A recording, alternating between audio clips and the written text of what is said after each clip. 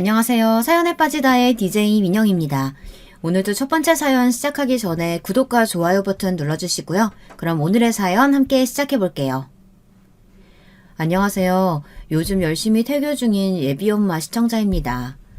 점점 무거워지는 배덕에 운영하던 가게를 잠시 쉬게 되어서 여유가 생긴 틈을 타 제 사연을 한번 적어보내봅니다. 늘 남들 사연을 듣기만 하다 막상 제 이야기를 하려니 조금 어색하네요. 저는 동네에서 꽤 규모가 있는 호프집을 운영하고 있습니다. 가게의 문을 연 지는 벌써 10년이 넘어갑니다. 초반에는 작은 크기로 시작했지만 점점 단골이 많아지고 장사가 잘 되어서 조금씩 가게를 키워왔던 것이 지금의 규모가 되었습니다. 근방에서 가장 손님이 많은 가게인 만큼 벌이도 꽤 좋은 편입니다. 공무원 일을 하는 남편의 수입의 2배를 훌쩍 넘어가는 수준이니까요. 물론 처음부터 이렇게 장사가 잘 되었던 것은 아니었습니다. 가게 문을 막 열었을 즈음 하루 종일 손님이 없을 때도 있었습니다. 그렇지만 꾸준히 노력하다 보면 언젠가는 분명히 빛을 볼 날이 있을 거라고 생각하고 비가 오나 눈이 오나 쉬지 않고 가게 문을 열었습니다. 어떻게 하면 가게를 잘 운영할 수 있을까 매일같이 고민했고 항상 손님 한 분 한 분 정성스레 응대하려고 노력했죠. 물론 호프집이라는 게 가게의 특성상 다른 업종의 가게들보다 손님들 상대하기가 쉽지는 않았습니다. 흔히 말하는 진상 손님들도 자주 있었죠. 많지 않은 상태로 가게에서 싸우는 손님들을 말리다가 크게 다쳤던 적도 있었습니다. 주변에서는 제게 왜 굳이 장사같이 어려운 일을 택했냐 물어오곤 하는데요. 물론 자영업이 참 어려운 일이기는 합니다. 직장인들처럼 남들 쉴 때 쉬고 안정적으로 살지도 못하고요. 그렇지만 저는 장사가 제 천직이라고 생각했습니다. 저희 조부모님께서도 그리고 부모님께서도 모두 대대로 가게를 운영해 오셨거든요. 아버지의 부모님, 그러니까 저의 친조부모님께서는 작은 미용실을 운영하셨다고 했습니다. 불행히도 저는 두 분을 만나뵐 일은 없었습니다. 두 분 모두 아버지께서 어렸을 적에 비운의 자동차 사고로 돌아가셨거든요. 외조부모님께서는 시골에서 백반집을 하셨습니다. 자연스레 어머니께서도 어렸을 적부터 외조부모님을 도와 가게 일을 하셨습니다. 아버지와 어머니가 처음 만나게 된 곳도 백반집이었다고 합니다. 어린 나이에 양친을 잃으신 아버지께서는 갖은 고생을 하시며 살아오셨다고 하는데요. 그러다가 겨우 정착한 곳이 건축 현장 일이었고 당시 공사가 진행되던 현장 근처에 백반집이 있었다고 합니다. 아버지께서는 자주 백반집을 드나드시며 식사를 하셨고 어머니께서는 비슷한 또래로 보였던 아버지에게 자연스레 관심이 가셨다고 합니다. 당시 손님들은 대부분 중년의 남성들이었는데 아버지는 기껏해야 20대 초중반이셨으니까요. 아버지께서도 티를 내진 않으셨지만 계속 어머니가 눈에 밟히셨다고 합니다. 그렇게 두 분은 말 한마디 나눠보지 않은 채 서로 내적 친밀감만 쌓아가고 있었습니다. 서로 관심은 있었지만 누구 하나 먼저 말을 걸어볼 용기가 없었던 거였죠. 그런 두 분이서 처음으로 얘기를 하게 된 계기는 아주 사소한 사건이었다고 합니다. 장대비가 내리던 어느 날 어머니께서는 평소처럼 부모님을 도와 가게 일을 하고 계셨습니다. 점심시간이 되자 어김없이 아버지께서 식사를 하러 오셨고 어머니께서는 평소와 마찬가지로 힐끔힐끔 아버지를 쳐다만 보고 계셨다고 합니다. 식사를 마친 아버지께서 계산을 하고 가게를 나서려는데 우산꽂이에 꽂아두었던 우산이 온데간데 없이 사라져 있었다고 합니다. 난감한 상황에 어쩔 줄을 모른 채 문 앞을 서성이고 있었는데 그런 아버지를 계속 지켜보시던 어머니께서 조심스레 다가와 본인의 우산을 빌려주셨다고 해요. 저 여기 앞에 공사 현장에서 일하시는 분 맞죠? 우산 없으신 것 같은데 이거 쓰고 가세요. 저는 이따가 부모님이랑 같이 가면 돼요. 다음에 가져다 주세요. 그렇게 어머니와 아버지는 처음으로 대화를 나누게 되었고 그 뒤로는 급속도로 사이가 가까워지셨다고 합니다. 아버지께서 일을 쉬는 날에 함께 시내로 나들이를 나가기도 하고 어머니께서 도시락을 싸서 공사 현장을 찾아가기도 하셨죠. 그렇게 두 분은 자연스레 연인 사이가 되었고 조부모님께서도 혼자서 어렵게 살아오신 아버지의 사정을 아시고는 아들처럼 아껴주셨다고 합니다. 그 무렵 할아버지께서는 건강이 많이 악화되셔서 더 이상 가게 일을 하시기 힘드셨다고 합니다. 때마침 당시 아버지께서 하시던 건축 현장 일이 마무리가 되어갈 쯤이었고 그렇게 아버지께서는 할아버지를 대신해 가게 일을 돕기 시작하셨습니다. 얼마 지나지 않아 할머니께서도 몸이 쇠약해지셨고 자연스레 어머니와 아버지 두 분이서 백반집을 물려받아 운영하시게 되었습니다. 그즘 두 분은 혼인신고를 하시고 정식으로 부부가 되셨습니다. 어머니와 아버지께서는 쉬는 날 없이 열심히 일하셨지만 집안 형편이 그리 넉넉하지는 못했습니다. 시골 동네에서 작은 백반집 하나를 운영했으니 수익은 내 식구가 겨우 먹고 살 수준이었죠. 제가 태어난 후에도 집안 사정은 크게 달라지지 않았지만 그래도 저희 가족은 몹시 행복했습니다. 부모님께서는 콩 한쪽도 나눠 드실 만큼 사이가 좋으셨고 그에 못지않게 저에게도 아낌없이 사랑을 주셨거든요. 제 유년 시절은 비록 물질적으로는 풍요롭지 않았지만 부모님의 사랑으로 가득 채워졌던 시간들이었어요. 학교가 끝나면 곧장 가게로 달려가 영업이 끝나기를 기다렸다 밤늦게 부모님과 셋이서 도란도란 얘기를 나누며 집에 돌아가고는 했습니다. 저는 부모님이 운영하시는 백반집이 너무 좋았어요. 투박하기는 하지만 한눈에 들어오는 간판, 세월의 흔적이 느껴지는 의자와 식탁들, 가게 안에 들어서면 나는 밥냄새와 식기들이 부딪히는 소리. 어렸던 저에게 부모님의 가게는 꼭 저희 가족들만의 아지트같이 느껴졌습니다. 조금 더 나이가 들고는 조부모님을 도와 가게 일을 하셨던 어머니처럼 저도 가게 일을 돕기 시작했습니다. 대부분 음식을 나르거나 계산을 하는 정도의 간단한 일이었습니다. 부모님의 백반집은 언제나 문전성시를 이룰 정도로 손님이 많은 가게는 아니었지만 공사철이면 공사 현장에서 일하시는 인부들로 가게가 눈코 뜰 새 없이 바빴습니다. 새벽같이 일어나 가게를 향하시는 두 분의 모습을 볼 때마다 제가 조금이라도 더 도움이 될 방법이 없을까 고민이 많았죠. 저 대학교 안 가려고요. 고등학교 졸업하자마자 취업해서 돈 벌고 싶어요. 그럼 집안 형편도 지금보다 넉넉해질 거고 두 분께서도 조금 더 편하게 가게 운영하실 수 있잖아요. 너 그게 무슨 소리야? 대학을 안 가겠다니. 그런 쓸데없는 말 하지도 말아라. 나랑 네 아버지가 왜 이렇게 고생하면서 매일같이 가게 문 여는지를 알아?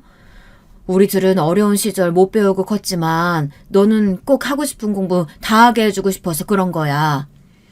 형편이 지금보다 더 힘들고 더 어려워지더라도 나랑 네 아버지가 밥을 굶는 한이 있더라도 어떻게 해서든 너 대학 보내줄 거니까 그런 생각하지 말고 공부나 열심히 해.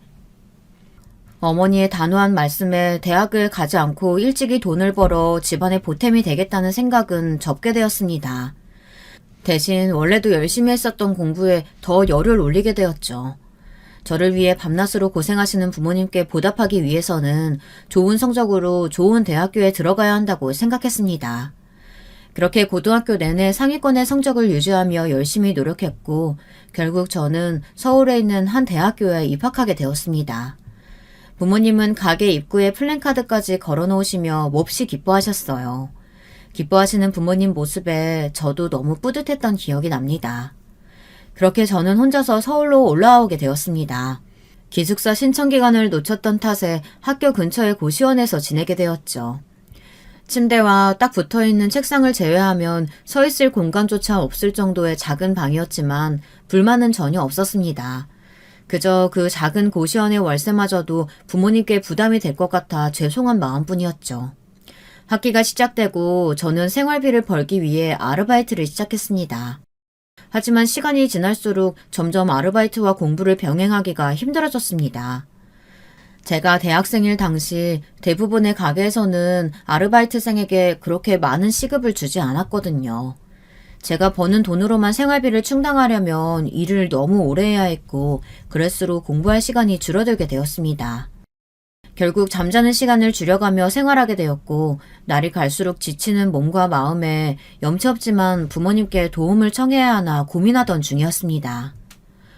내가 일하는 호프집에서 같이 아르바이트 해보는 건 어때? 마침 얼마 전에 한 명이 그만둬서 자리가 하나 비거든. 내가 사장님한테 말해줄 수 있어. 물론 일이 조금 힘들긴 하지만 다른 가게들보다 훨씬 시급 잘 쳐주니까. 나도 처음엔 힘들었는데 적응되면 꽤 할만해. 저는 우연한 기회로 동기가 일하던 호프집에서 아르바이트를 하기 시작했어요. 물론 처음에는 조금 망설여지긴 했습니다. 시골에서 막 올라온 촌뜨기였던 저에게 서울의 술집은 막연히 무서운 공간이었거든요. 그러나 막상 일하기 시작한 호프집은 저희 부모님이 하시던 백반집과는 크게 다를 바가 없는 가게였습니다. 항상 술에 취한 손님들을 상대해야 한다는 점이 조금 까다롭기는 했지만 부모님을 도와 가게 일을 오래 했던 저에게는 그리 어려운 일이 아니었습니다. 백반집을 찾으시는 손님분들도 대부분 반주를 하셨으니까요. 자연스레 저는 호프집 일에 금방 적응했고 사장님께서도 성실히 일하는 제가 마음에 드신다며 보너스를 자주 챙겨주시곤 하셨습니다. 그렇게 낮에는 학교에서 공부를 하고 밤에는 호프집에 나가 생활비를 버는 일상이 계속되었습니다. 저 옆방 사시는 분 맞으시죠? 다름이 아니고 밤마다 너무 시끄러워서요. 여기 사시는 분들 거의 공부하는 학생들인데 그렇게 피해를 끼치시면 안 되지 않을까요? 제가 정말 참아보려고 했는데 저도 고시 준비하는 사람인데 옆방에서 쿵쿵대는 소리에 공부에 집중이 너무 안 돼서요. 사정은 잘 모르겠지만 조금만 조용히 해주시면 감사하겠습니다. 그러던 어느 날이었습니다.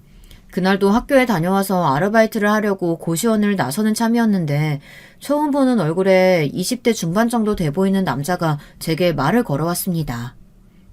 네? 밤마다 쿵쿵거린다뇨? 저는 일하느라 밤에는 거의 방에 없는데요. 다른 방이랑 착각하신 거 아니에요? 아, 네? 204호분 아니세요? 아니요, 전 202호실인데요. 제 말에 남자는 몹시 당황하며 연신 사과를 했습니다. 새빨개진 얼굴을 하며 이야기를 꺼내기 전까지 얼마나 고민했는지 뻔히 보이는 떨리는 목소리에 참 순한 사람이구나 이런 인상을 받았던 것 같아요. 알고 보니 밤마다 시끄럽게 소리를 내는 건 204호실에 살고 있던 사람이었고 얼마 지나지 않아 방을 빼고 나갔습니다. 그 일 이후로 저와 그 남자는 오며 가며 인사를 하고 지내는 사이가 되었습니다. 아마 이쯤 되면 눈치가 빠르신 분들은 예상하셨겠죠. 네, 바로 이 남자가 바로 저희 남편입니다. 저와 남편은 고시원에서 처음 만난 사이예요. 남편은 당시 공무원 시험을 준비하고 있었습니다. 남편은 서울에 본가가 있는 사람이었지만 집에서는 공부에 집중하기가 어려운 환경이라 혼자 나와서 살고 있다고 했습니다. 그때까지만 해도 남편의 자세한 집안 사정을 알지는 못했습니다. 더 이상 말하고 싶어 하지 않는 것 같아 꼬치꼬치 캐묻지도 않았고요. 저희 어머니께서 보내주신 반찬을 나눠 먹기도 하고 호프집 일이 끝나고 밤늦게 돌아오는 저를 남편이 데리러 와주기도 하며 저희 둘은 점점 가까워졌습니다. 그렇게 저와 남편은 자연스레 연인 사이가 되었지만 교제를 시작했다고 해서 교제 이전과 생활이 크게 달라지지는 않았습니다. 그도 그럴 것이 남편은 한창 공부에 집중해야 하는 고시생이었고 저는 학교 생활과 아르바이트를 병행하느라 언제나 바빴거든요. 결국 저희의 데이트는 대부분 서로가 여유 있을 때 주로 빈 자투리 시간에 짧게 이루어졌습니다. 비싼 레스토랑에 가거나 기념일에 좋은 선물을 주고받지는 못했어도 나름대로 행복한 연애였습니다. 남편은 천성이 다정하고 순한 사람이었고 만나는 내내 제게 한 번도 언성을 높인 적이 없었습니다. 화나거나 섭섭한 일이 있어도 언제나 좋은 말로 표현할 줄 아는 사람이었죠. 저도 그런 남편에게 더 다정하고 좋은 애인이 되기 위해 항상 노력했고 그렇게 저와 남편은 계속 행복할 것만 같았습니다. 그러나 남편이 1차 시험에 합격한 후로 저희 관계는 삐걱거리기 시작했습니다. 나 아무래도 공부하는 시간을 좀 더 늘려야 할 것 같아. 2차 시험 준비하려면 생각보다 준비할 것들이 더 많더라고. 너도 일 때문에 바쁘기도 하고 한동안 연락을 좀 줄여보는 건 어떨까? 지금도 그렇게 자주 만나는 편은 아니잖아. 기껏해야 밤마다 오빠가 나 데리러 와주는 거나 고시원 앞에서 간단하게 식사하는 게 다인데 그게 그렇게 오빠한테 방해가 되는 거야? 남편은 저와의 연애보다 남은 시험에 조금 더 집중하고 싶어 했고 저는 그런 남편이 못내 섭섭했습니다. 지금 돌이켜보면 남편은 인생에서 가장 중요한 도전을 하고 있던 시기였고, 저 또한 마냥 여유가 있기보다는 여러 일들도 바쁜 시기를 보내고 있었으니 남편 말대로 서로의 입장을 이해하며 조금 더 유하게 넘길 수 있던 문제였던 것 같아요. 그렇지만 당시 어렸던 저는 처음 겪었던 연인 사이의 문제를 어른스럽게 넘기지 못했습니다. 저와 남편은 그 이후로 같은 문제로 매번 다투게 되었고, 남편이 남은 시험마저 합격하며 고시원을 떠나게 된 이후로 사이가 더욱 소원해졌습니다. 남편은 처음 생긴 직장에 적응하느라 이전보다 더 바쁜 시간들을 보내게 되었고, 저 또한 여전히 공부와 아르바이트를 병행하느라 바쁜 나날들을 지내고 있었기 때문에 결국 저희는 소원해진 관계의 틈을 좁히지 못했습니다. 그렇게 남편과 저는 자연스레 점점 멀어지다 자연스레 헤어지게 되었죠. 남편과의 교제가 끝났다고 해서 마냥 슬퍼하고만 있을 수는 없었습니다. 당시 저도 졸업이 얼마 남지 않은 시기였거든요. 저를 좋게 봐주셨던 교수님의 소개로 다행히도 졸업하자마자 좋은 일자리를 얻을 수 있었습니다. 이제 열심히 돈 벌어서 지금껏 제 뒷바라지 해주셨던 부모님께 은혜도 갚고 효도할 일만 남았다고 생각하던 차였습니다. 네 아버지 쓰러지셨다. 네, 무슨 문제가 있다는데 혈관이 막혀서 피가 안 통한다고 하더라. 내가 조금 더 신경 썼어야 했는데 그렇게 건강하시던 양반이 갑자기 쓰러질 줄 누가 알았겠니. 지금 의식이 없어서 병원에 누워 계신다. 의사 말로는 너무 늦게 왔다고 회복 가능성이 거의 없다고 하는데. 아버지께서 갑작스레 뇌경색으로 쓰러지셨다는 소식에 급하게 회사에 휴가를 내고 시골로 내려갔습니다. 오랜만에 만난 어머니께서는 제 기억 속의 모습보다 몹시 쇠약해 보이셨습니다. 그동안 제 앞가림하기 바쁘다는 핑계로 부모님께 너무 신경을 못 써드린 것 같아 죄송한 마음만 가득이었습니다. 병실에 누워 계신 아버지의 모습을 보니 눈물이 펑펑 쏟아졌습니다. 내가 조금 더 자주 연락을 드렸으면 아픈 곳 없냐, 병원 잘 다니시냐 물어보기라도 했었다면, 물론 뇌경색이 큰 전조 증상 없이 일어나는 병이라고는 하지만 제가 서울이 아니라 부모님 곁에서 보살펴 드렸다면 이렇게 쓰러지시는 일은 없지 않을까 그런 생각이 들었습니다. 결국 입사한 지 얼마 되지도 않은 회사에 사정을 말씀드리며 장기 휴가를 내고 아버지께서 회복하실 때까지 어머니 곁에서 가게 일을 도와드리기로 했습니다. 오랜만에 찾은 부모님의 백반집은 여전히 따뜻했습니다. 가게 곳곳에 가득한 제 어린 시절이 떠올라 그동안 서울 생활을 하며 지쳤던 심신이 치유되는 기분이었죠. 그렇게 한동안 어머니와 함께 백반집을 운영하며 시간을 보냈습니다. 그러면서도 아침 저녁으로 아버지의 병실을 드나들며 혹시나 오늘은 눈을 뜨시지 않을까, 차도가 조금이라도 있지 않을까 간절한 마음으로 기도했습니다. 그러나 아버지께서는 결국 눈을 뜨시지 못하고 돌아가셨습니다. 너무나 갑작스러운 이별에 어머니께서도 큰 충격을 받으셨는지 얼마 지나지 않아 몸져 누우셨습니다. 어머니마저 잃게 될까 두려웠던 저는 밤낮으로 온 마음을 다해 어머니를 간호했습니다. 그렇게 당초 예상했던 것보다 더 긴 시간이 흘렀고 저는 결국 휴가를 냈던 회사를 퇴사했습니다. 교수님의 소개로 들어갔던 회사였기에 사장님께서는 제 사정을 이해해주고 장기 휴가를 쓸 수 있도록 배려해 주셨지만 더 이상 휴가가 길어졌다가는 교수님께도 회사에도 너무나 큰 폐를 끼치게 된다고 생각했습니다. 무엇보다도 아버지를 갑작스레 잃은 후 어머니를 혼자 시골에 두고 서울로 돌아오고 싶지 않았습니다. 노쇠하진 어머니 곁에서 제가 어머니를 간호하며 백반집 일을 돕고 싶었어요. 어머님과 백반집 모두 제게는 아주 소중한 존재였으니까요. 그러나 퇴사 소식과 제 결심을 전해 들으신 어머니께서는 노발대발하시며 언성을 높이셨습니다. 배울 만큼 배운 애가 무슨 장사를 하겠다고 그러냐? 내가 너 그러라고 대학 보낸 줄 알아? 멀쩡하게 대학까지 나온 애가 이 시골에서 백반집을 하겠다니. 너 없어도 나 혼자서 잘할 수 있다. 내 걱정은 말고 다시 서울 올라가서 사장님께 죄송하다고 싹싹 빌어. 아니요, 저 서울 다시 안 갈 거예요. 어머니 곁에서 어머니 간호하면서 백반집 장사할 거예요. 장사가 뭐 어디가 어때서 그러세요. 전 장사하는 게 전혀 천한 일 아니라고 생각해요. 어렸을 적부터 제 눈에는 세상 누구보다 장사하는 어머니 아버지가 제일 멋져 보였어요. 저한테는 우리 백반집이 서울에 있는 회사보다 훨씬 대단해요. 제 진지한 설득에 어머니께서는 결국 고집을 꺾으셨습니다. 얼마 지나지 않아 병사계에서 일어나신 어머니와 함께 백반집을 운영하게 되었죠. 어머니께서는 한번 쓰러지신 후로 몸이 많이 약해지셔서 오래 일을 하실 수가 없는 상태였습니다. 결국 제가 백반집의 거의 모든 일들을 담당하게 되었고 혼자서도 가게를 운영할 수 있을 만큼 요리와 경영에 익숙해져 가고 있었습니다.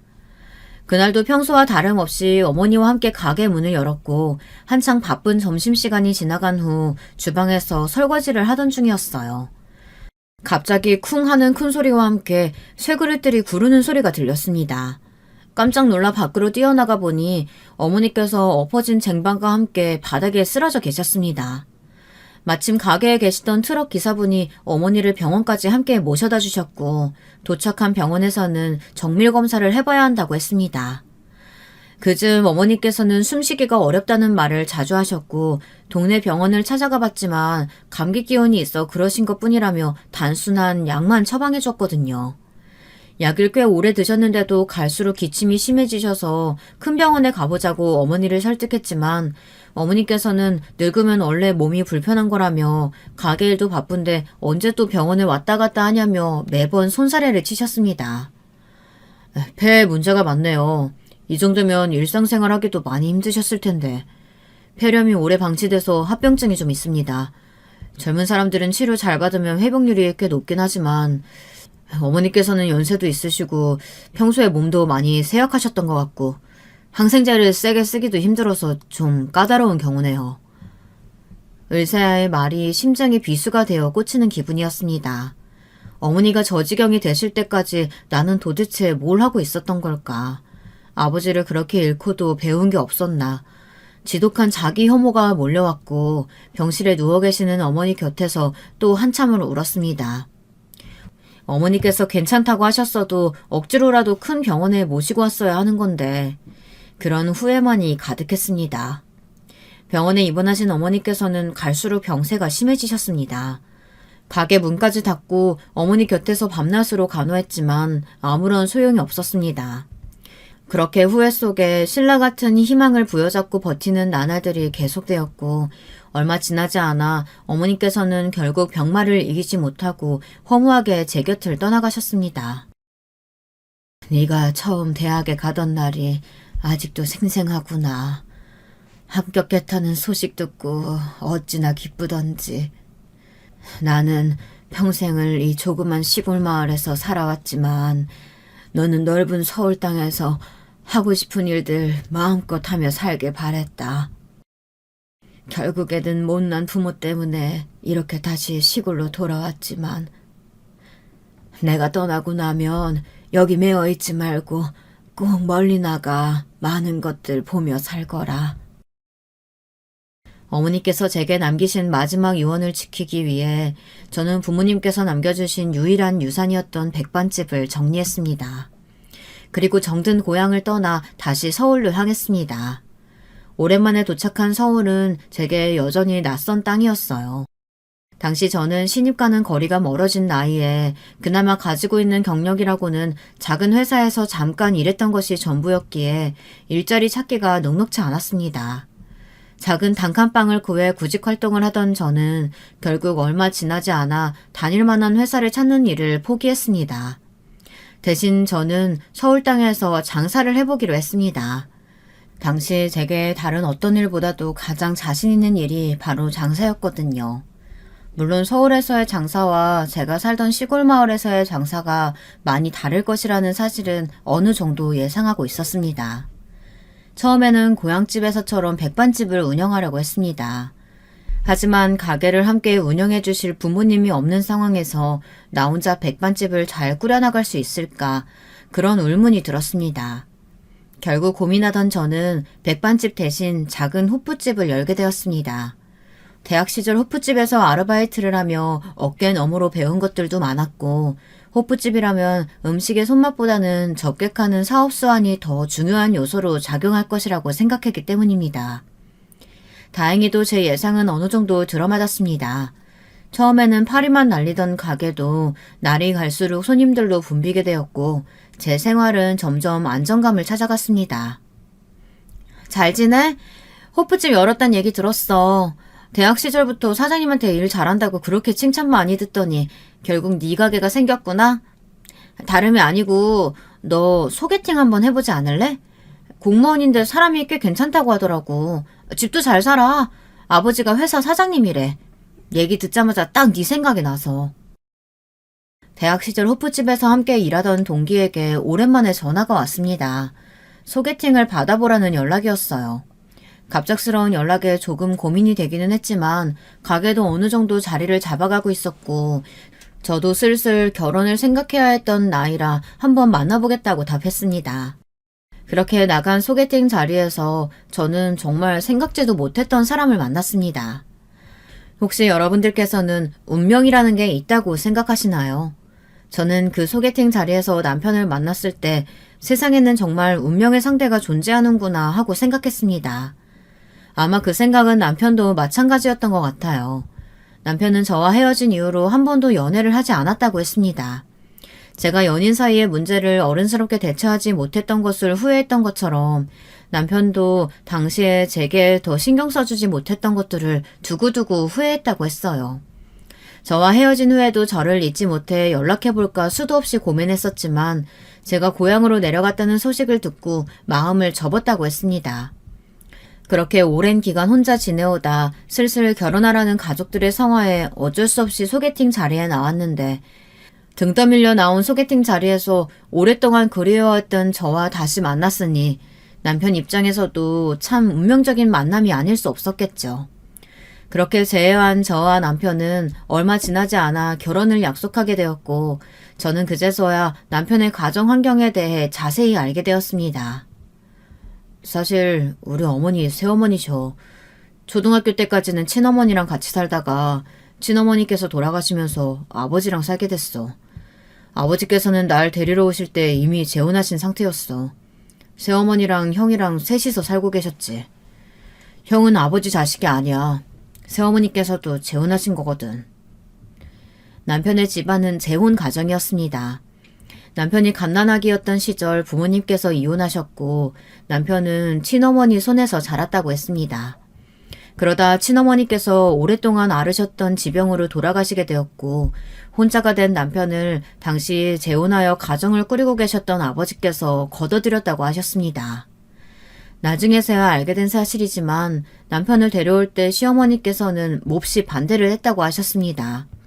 어떻게 피 한 방울 섞이지 않은 아이를 내 자식처럼 키울 수 있냐며 다른 친척집에 보내거나 시설에 보내지 않으면 이혼하겠다고 으름장을 놓으셨다고 합니다. 그러나 시아버지께서는 흔들리지 않고 단호하게 남편을 데리고 오셨습니다. 갑자기 애 데리고 오게 된 건 나도 미안하게 생각해. 그렇지만 어찌됐든 우리는 부부잖아. 당신 아들이랑 나도 피 한 방울 섞이지 않은 사이야. 그렇지만 난 당신과 결혼할 때 당신 자식도 내 친자식처럼 받아들일 생각으로 결혼했어. 그러니 힘들겠지만 당신도 내 아들을 친자식처럼 생각하고 잘 보살펴줬으면 해. 시어머니께서는 시아버지와 재혼하기 전부터 아들 한 명이 있었는데 시어머니의 전 남편과의 사이에서 나온 아이였습니다. 시아버지께서는 그런 사실을 알고도 시어머니와 재혼하셨고 실제로 시어머니의 아들, 그러니까 제게는 아주버님 되시는 분을 친자식처럼 생각하고 키우셨다고 했습니다. 그러나 저희 남편에게 시어머니는 결코 친어머니 같은 존재는 아니었습니다. 남편은 아직도 처음으로 시어머니와 아주버님을 만났던 날을 기억한다고 했습니다. 아버지 손에 이끌려 들어갔던 집 분위기가 아직도 생생해. 어머니께서 어찌나 화가 나 보이시던지. 너무 무서워서 도망치고 싶었지 뭐야. 기어들어가는 목소리로 겨우 인사드렸는데 한참을 노려보기만 하시더니 형 손잡고 방으로 쌩 들어가 버리시더라고. 아버지께서는 곧 적응할 수 있을 거라고 말씀하셨지만 난 그 뒤로 한 번도 집이 편하게 느껴졌던 적이 없어. 그래서 집을 나와서 고시원에서 공부했던 거야. 나이가 좀 들고 나서는 전처럼 대놓고 구박하시거나 차별하시진 않지만 그래도 어머니와 완전히 편해질 순 없더라고. 남편은 천성이 순한 사람이었어요. 저와의 연애 시절에도 제게 언성 한번 높인 적이 없었으니 말 다 했죠. 그런 남편이 어떤 어린 시절을 보내며 자라왔을지는 보지 않아도 뻔했습니다. 어머니와 아주버님께 부당한 언행을 당했어도 말 한마디 제대로 해보지 못하고 참고 살았을 것이 눈에 선했죠. 그러나 남편은 두 사람을 원망하지 않는다고 말했습니다. 갈 곳 없는 자신을 받아줬다는 사실만으로 만족한다고요. 두 사람 입장에서는 행복했던 가정에 자신이 불청객처럼 느껴졌을 거라며 자신을 미워하는 것도 어찌 보면 당연한 일이라고 했습니다. 시간이 많이 흐른 지금 그래도 두 사람과 꽤나 가까운 사이가 되었다며 자신을 걷어주신 아버지를 봐서라도 앞으로도 문제없이 잘 지내고 싶다고 했습니다.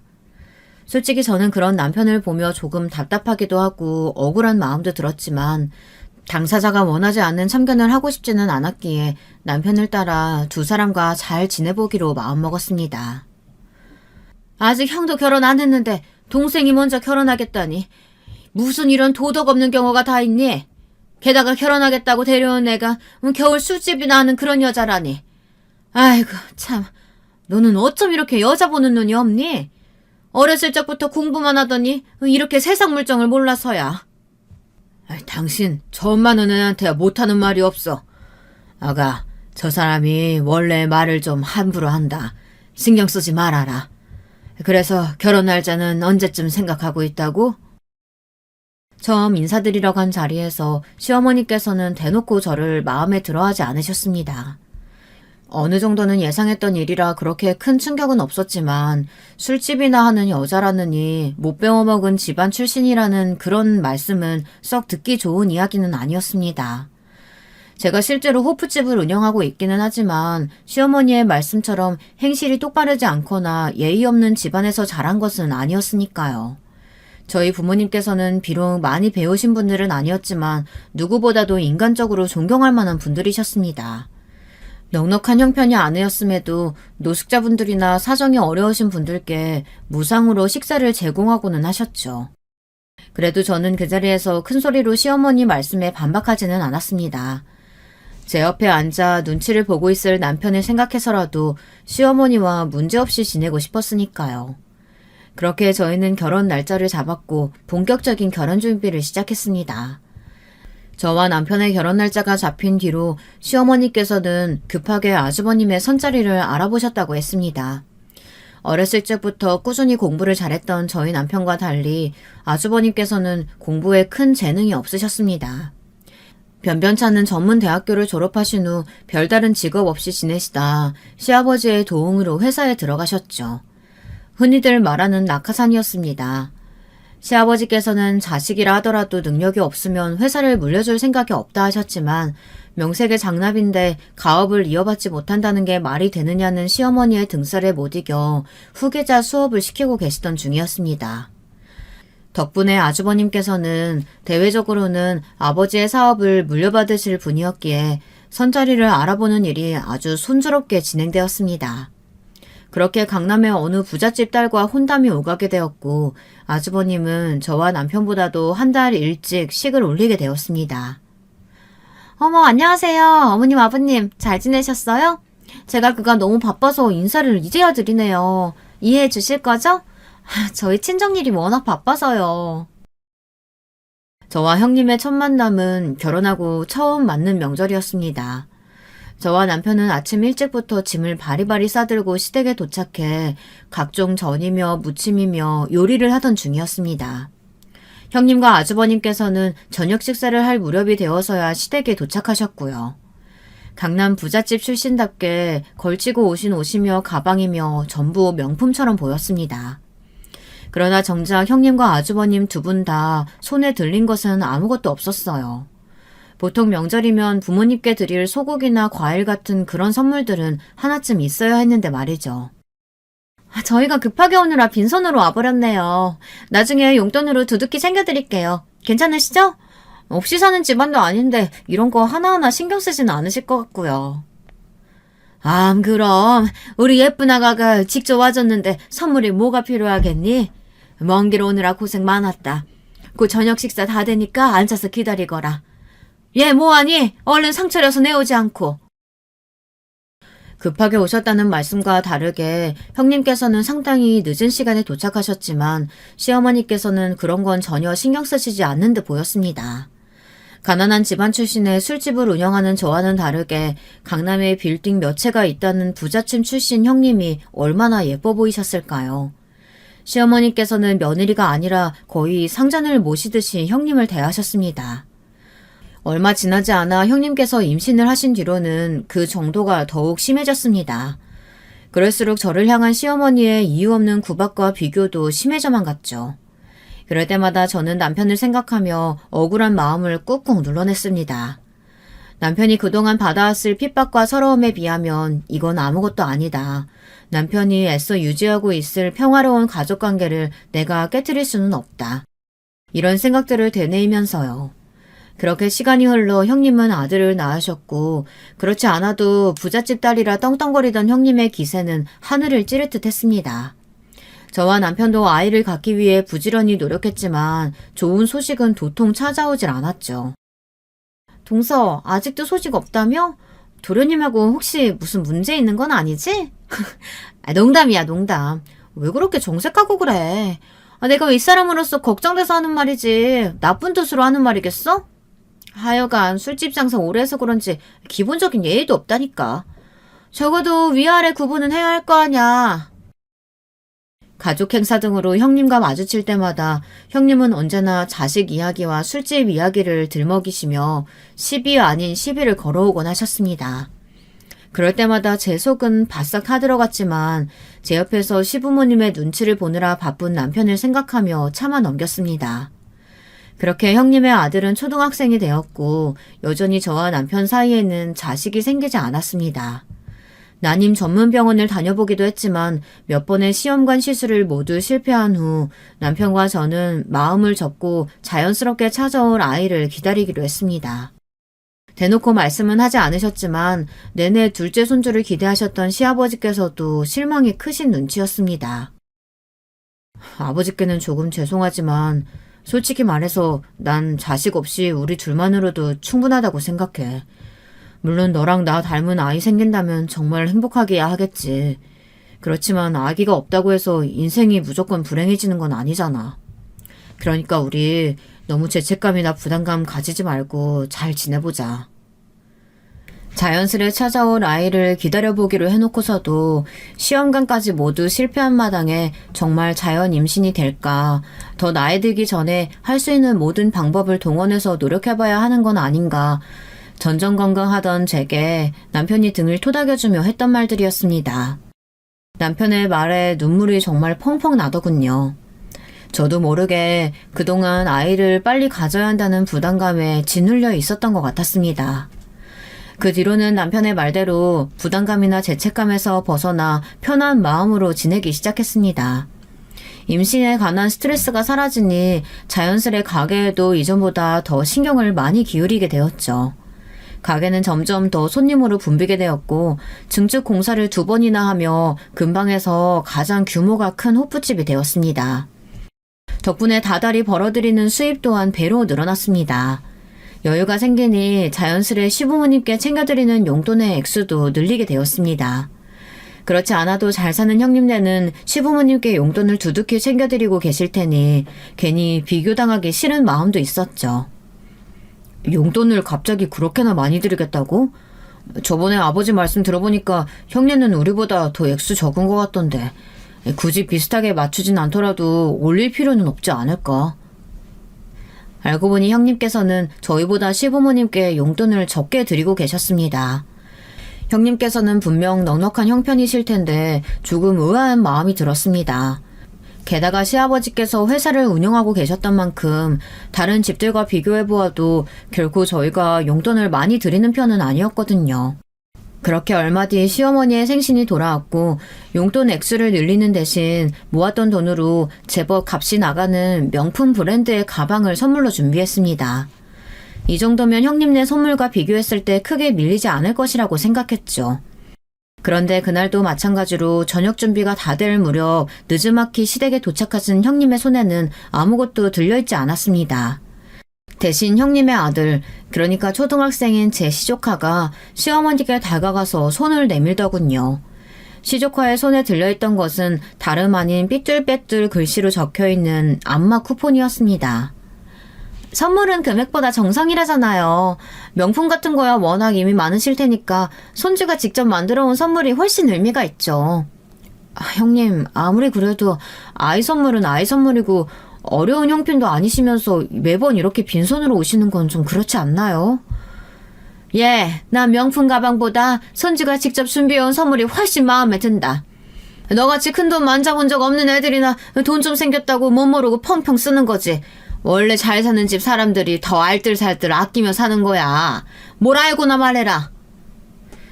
시어머니께서는 당연히 형님 편을 들어주실 거라고 예상하긴 했지만 만약 저와 형님 입장이 반대였다면 아이 손에 안마 쿠폰을 들려보낸 것이 저였고 명품 가방을 사온 것이 형님이었다면 시어머니께서는 그때도 지금처럼 말씀하셨을까 그런 생각이 들었습니다. 그러나 그 생각을 차마 입 밖으로 내뱉지는 못했습니다. 그날도 어김없이 저와 시어머니 사이에서 눈치만 보고 있을 남편 때문이었죠.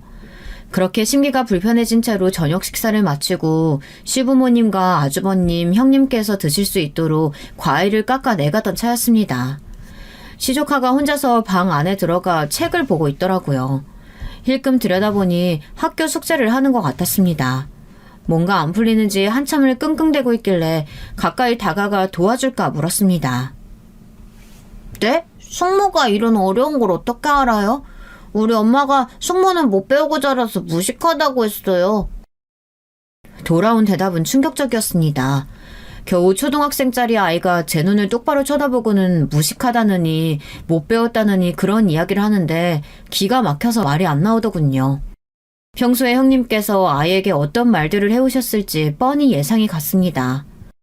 숙모한테 그게 무슨 말버릇이냐, 어른에게 그렇게 예의 없이 말하면 안 된다고 조금 언성을 높이자 거실에서 과일을 드시는 형님께서 불이 나게 달려오시더군요. 아니, 어디 술집이나 하는 천막한 년이 남의 집 애를 가르치려 들어. 주제도 모르고 어디서 아는 척이야. 아들, 괜찮아? 형님의 말씀이 끝나자마자 방 안에서는 짝소리가 크게 울려 퍼졌습니다. 제 남편이 형님의 뺨을 거세게 내리치는 소리였어요. 충격에 형님께서는 방바닥에 나동그라졌고 놀란 시댁 식구들은 모두 방으로 헐레벌떡 달려왔습니다. 해도 정말 너무하십니다. 어렸을 적부터 지금까지 저 무시하는 거 다 참고 살았습니다. 결혼하고 이 사람한테 하시는 언행도 다 제가 못난 탓이라 생각하고 미안한 마음으로 살았습니다. 당신 같은 사람들도 가족이라고 저 걷어주신 아버지를 봐서라도 어떻게든 잘 지내보겠다고 아득바득 참으며 살아왔는데 아무리 그래도 애 앞에서 어떻게 그딴 소리를 짓거릴 수가 있으세요? 이 사람 배울 만큼 배운 사람이고 이렇게 무시받을 사람 아닙니다. 당신들 같이 교양 없는 역겨운 인간들 가족이라고 부르기도 싫고 이제 인연 끊고 살겠습니다. 아버지, 죄송합니다. 여보, 가자. 울분을 터뜨리듯 말을 쏟아낸 남편은 그대로 저를 이끌고 시댁을 나섰습니다.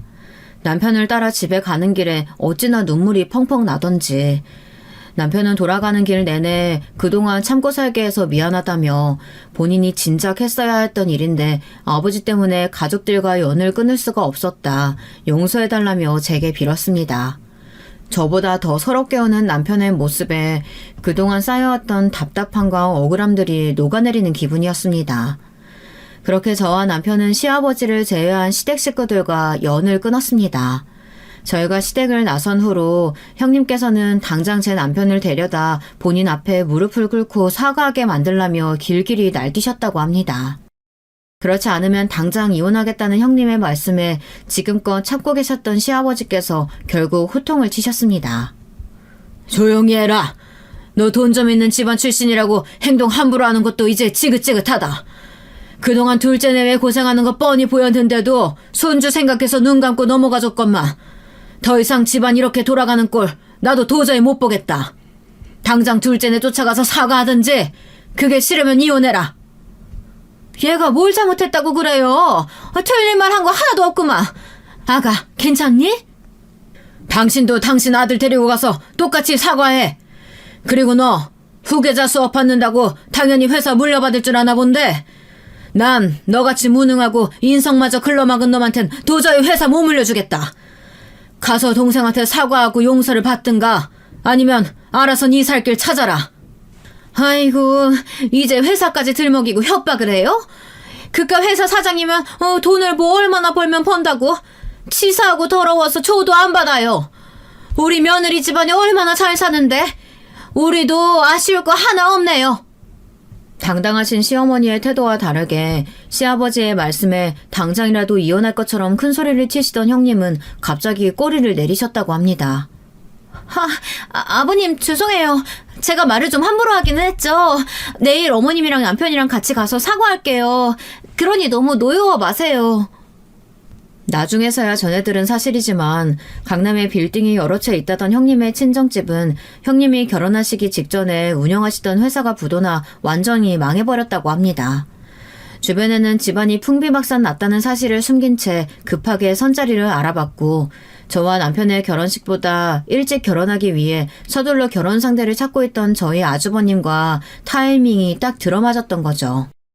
강남의 빌딩은커녕 부도로 인해 생겨난 친정집의 빚더미에 시달리던 형님께서는 당연히 시부모님께 챙겨드릴 용돈이며 선물을 살 여유가 없으셨던 것이었습니다. 사실을 알게 되신 시어머니께서는 뒷목을 잡고 쓰러지셨고 아주버님께서는 발등에 불이 떨어져 열심히 일을 하고 계신다고는 하는데 시아버지께서는 그마저도 성에 안 차시는지 항상 저희 남편에게 공무원 일 그만두고 회사를 물려받은 건 어떠냐 설득하십니다. 남편은 더 이상 시댁 식구들과 얽히고 싶지 않다며 딱 잘라 거절하지만요. 동서 가게 일 많이 바빠? 내가 설거지라도 좀 도와줄까? 일 많이 피곤할 텐데 먹으라고 홍삼 좀 사왔어. 내가 그동안 너무했지? 아가, 어쩜 이렇게 커다랗고 멋진 가게를 혼자서 다 운영했니? 아유, 대단하구나. 그동안 고생 많았지? 내가 뭐 도와줄 건 없니? 형님과 시어머니께서는 그 뒤로 틈만 나면 저희 가게에 찾아와 설거지며 청소며 가게 일을 도울 테니 시아버지께 말 좀 잘해달라고 부탁을 하셨습니다. 그러나 저는 매번 단호하게 거절하며 두 분을 쫓아냈습니다. 제가 열심히 일궈낸 터전에 발조차 들이게 하고 싶지 않았거든요. 시댁 식구들과 연을 끊은 저희 부부에게는 또 다른 선물도 찾아왔습니다. 바로 결혼 후 아주 오랜 기간 기다려온 아기 천사였죠. 시아버지께서도 소식을 듣고 몹시 기뻐하셨습니다. 점점 무거워지는 몸 탓에 얼마 전부터는 호프집 운영을 잠시 쉬고 있습니다. 덕분에 매일같이 가게로 찾아오던 보기 싫은 인간들도 만날 일 없으니 마음이 더욱 편합니다. 자식은 부모의 거울이라는 말이 있죠.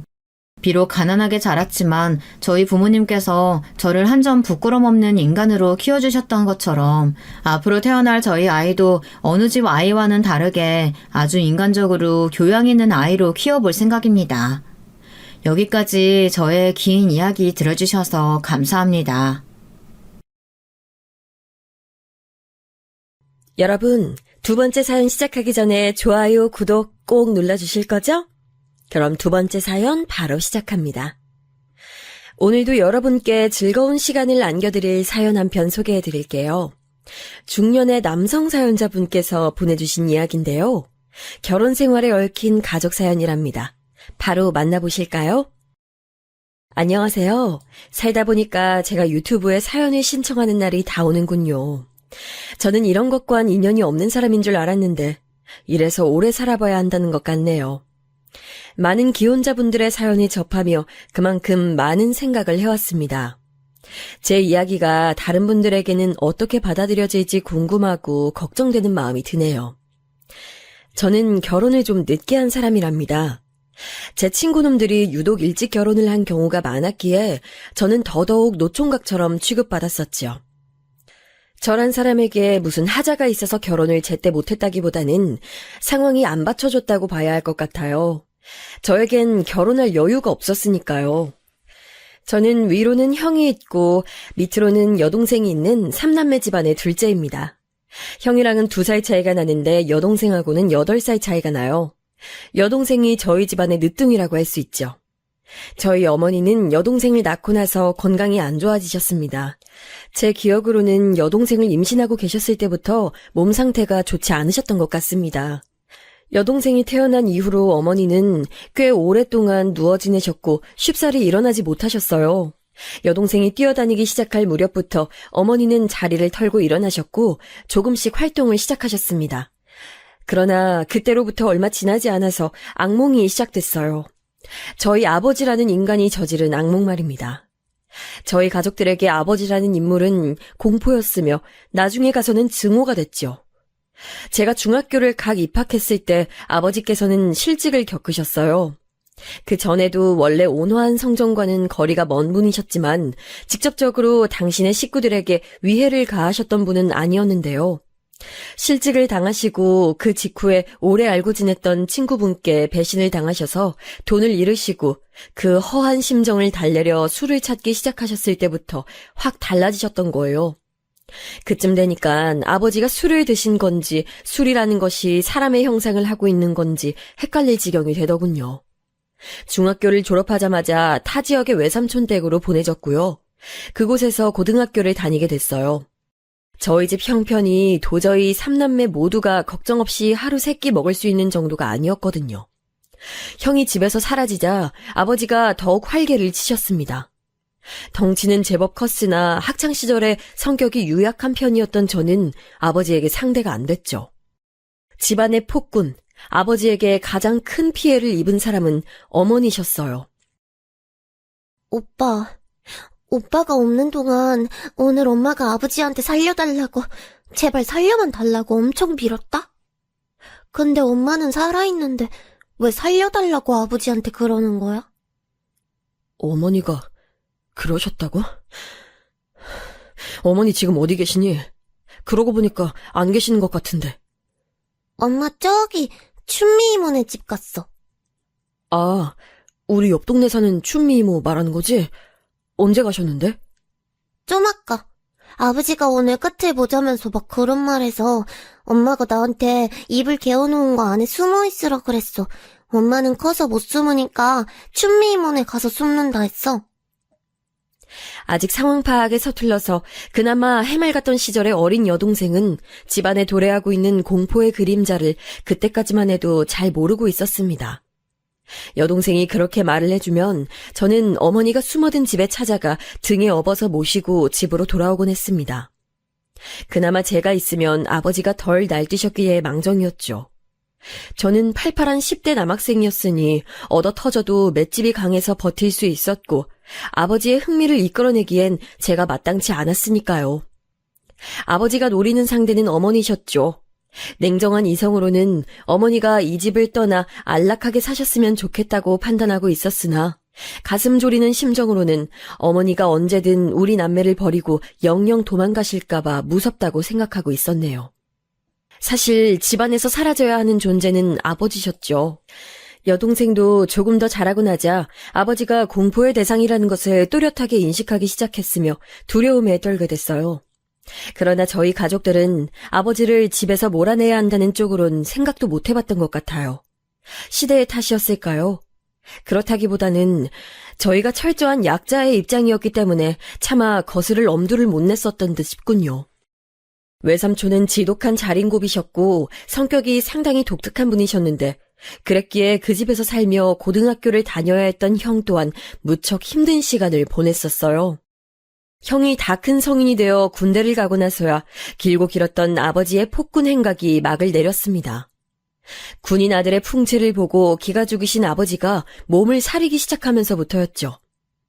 어머니는 하도 고생을 하고 마음 졸이며 살아오신 탓에 건강이 무척 안 좋으셨어요.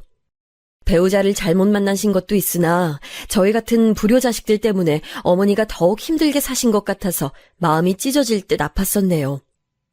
아버지는 더 이상 힘으로 군림하진 않으셨으나 다른 방면으로 가족들을 괴롭히기 시작하셨어요. 그건 바로 빚이었죠. 아버지는 술 때문에 간의 기능이 망가져서 세상을 뜨셨는데요.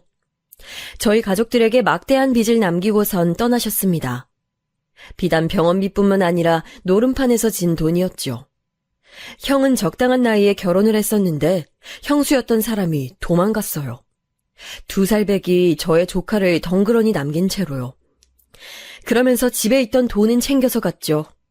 어머니는 당신의 손주를 키우면서도 틈틈이 식당 일을 하셨습니다. 어머니가 일하시는 동안에는 여동생이 아이를 돌봤고요. 형은 묵묵히 일만 했어요. 안 그러면 정신이 미쳐버릴 것 같아서 아무 생각 없이 그저 일만 해야 한다고 했었죠. 저도 열심히 돈을 벌었습니다.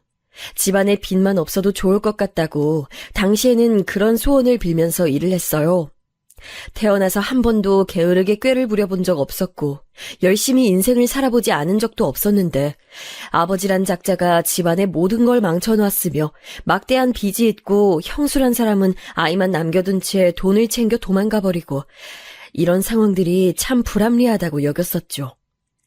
세상은 불공평한 것이더라고요. 죄를 짓지 않고 살았음에도 여유라는 이름의 행복이 찾아와 주질 않았어요. 여동생만이라도 즐거운 자기 청춘을 누렸으면 하는 바람이 드는 게 오라비로서의 소망이었어요. 그래서 제가 계속 결혼을 못했습니다. 집에 있는 빚 다 갚고 나니까 건강이 다 사라진 어머니가 눈에 들어오더라고요. 편히 사셨으면 해서 작게나마 호강드리고 싶어서 결혼 욕심 안 부리고 그저 죽어라 일만 했어요. 쑥쑥 커가는 조카를 보면서도 마음이 복잡했고 많은 걸 해주고 싶었으니까요. 특히나 여동생은 너무 힘들지 않게 살았으면 했습니다. 조카가 7살일 때 형이 재혼을 했어요. 형이 그때 일적으로 많이 휘청거리고 힘든 시기이기도 했는데 형수님께서 많이 도와주시고 해결을 해주셨던 것으로 압니다. 재혼을 한 뒤 형은 형수님의 고향으로 터전을 옮겨가 살았고요. 그 다음으로는 여동생이 시집을 갔어요. 이때 제가 보탬이 되어줄 수 있어서 큰 보람을 느꼈습니다. 그렇게 되고 나서야 저 자신을 돌아볼 수 있었어요. 그 전까진 당최 저 스스로를 위한 시간을 내본 적이 없었고요. 가만히 보니까 제 친구놈들은 다 결혼을 했고 일찍 간 놈들은 벌써 학부모더라고요. 자식이 이미 학교를 다니고 있다 했죠. 이러다가는 노총각이 아니라 그냥 노인네가 되는 거 아닐까? 갑자기 그런 걱정이 드니까 확 조바심이 일어나더군요. 그때부터 돈을 한 푼도 허투루 쓰지 않고 모아가면서 결혼 자금을 모았고요. 누가 여자 소개시켜준다 그러면 전에는 부담스러워서 거절했었지만 이젠 웬만하면 오케이 하면서 받아들였습니다. 그러다가 제가 누군가의 소개를 통한 게 아니라 우연히 어떤 인연을 맺게 됐어요. 처음엔 오빠 동생으로 시작을 했었죠. 나이 차이가 꽤 났으니까요. 솔직히 여자로 보이지도 않았던 것 같네요. 제 여동생이 저보다 8살 어렸으니 왠지 그 나이 차이부터는 아예 여자로 안 보였고 다 너무 어리게만 느껴졌었는데요. 8살도 아니고 무려 9살 차이였습니다. 그런데 언제부턴가 저도 모르게 마음이 가고 말았어요. 저한테 당돌하게 오빠는 나이 차이 많이 나면 별로예요 이런 질문들을 자주 날려대는 모습을 보면서 흔들리기 시작했던 것 같아요. 한편으론 부담스럽기도 했었죠. 연인 관계로 발전하기엔 무리가 있다고 생각도 들었고요. 그런데 상대가 저한테 적극적으로 들이대는 바람에 쑥맥이었던 제가 결국 넘어가고 말았어요. 사귀게 됐는데 그로부터 얼마 지나지 않아서 임신 소식이 날아들었죠. 그때 아내는 저한테 간결하게 오빠가 책임져라 딱 한마디 했었고 저는 그 말을 따랐습니다. 주변에서 도둑놈 소리 들어가면서 그렇게 결혼을 하게 됐어요. 복받은 놈이라는 소리도 많이 들었었고요. 신혼집 제가 장만했습니다. 있는 돈 다 털었고 약간의 대출도 받았고 무엇보다 어머니께서 제가 결혼한다 하니까 통장 하나를 내미셨어요.